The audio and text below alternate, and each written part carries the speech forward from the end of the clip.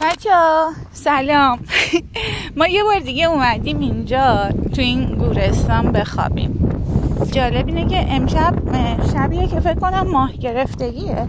آره حالا دیگه من یه سری بیام اینجا ببینم چه خبره. یه ذره میخوام دیواراشو بگردم. هلو، چطوری اینجا رو ساختن و اون تاقچه رو ببینید چقدر خوشگله. حتی اون پایینم یه دونه جاساز دیگه داشتن.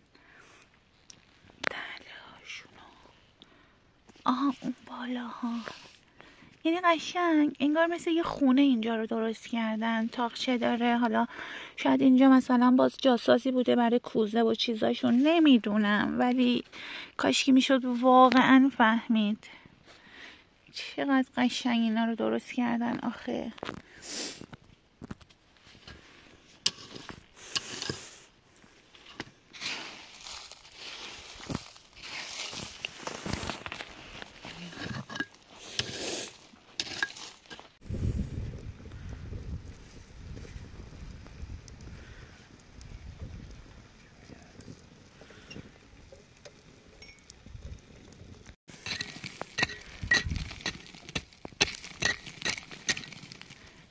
Oh my god.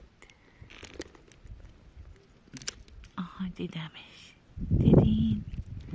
خب این یکی ببینید بیا عزیزم. امروز بازم رو شانسم. خب حالا اینجا هم بگردم، اینجا رو بگردم. بچه هر دفعه یه کوچولو خاک رو باید کن. یه کوچولو خاک رو باید کن، بعد اون خاک ها رو با حوصله باید بگنیم. بچه ببین همین الان 2 پیدا کردم. دینگ دینگ.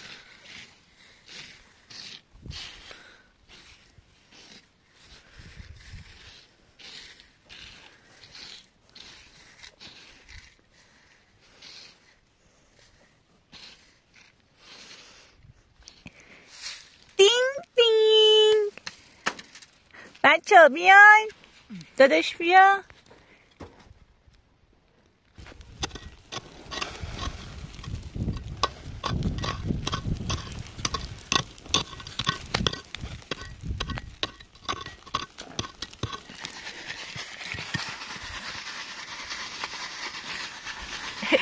بچه ها اونور مشغولن چون دیدن که من مهره پیدا کردم زیاد اینجا.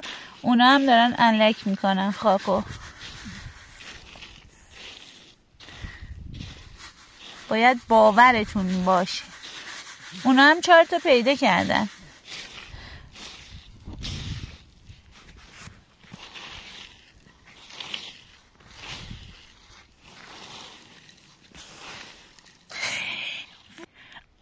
اسکری. یه دونه یه تیکه. وای خدایا. بینگ بینگ. زود باش.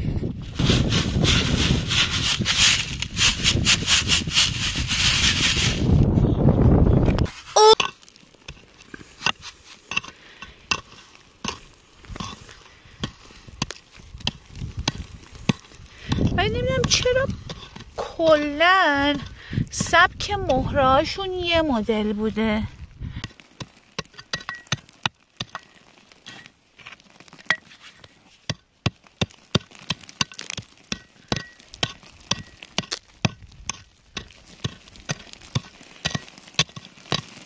امروز اصلا یه خبریه متفاوت. بچه کوزه ها رو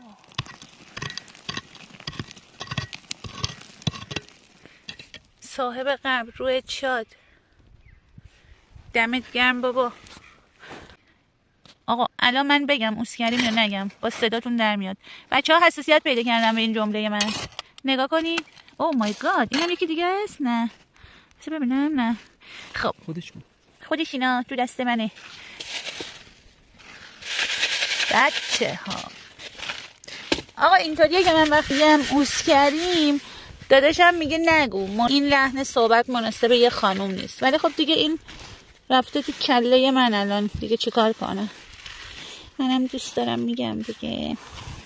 دیدی گفتم دوباره هست پیدا میکنم. خب این تعداد مهره رو تو یه روز پیدا کردم.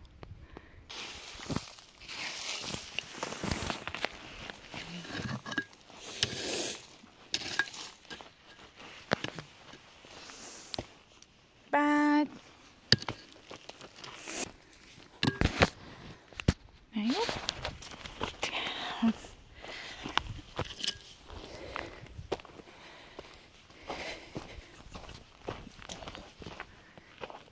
یه دونه باحال دیگه اینجاست که من خیلی دوستش دارم.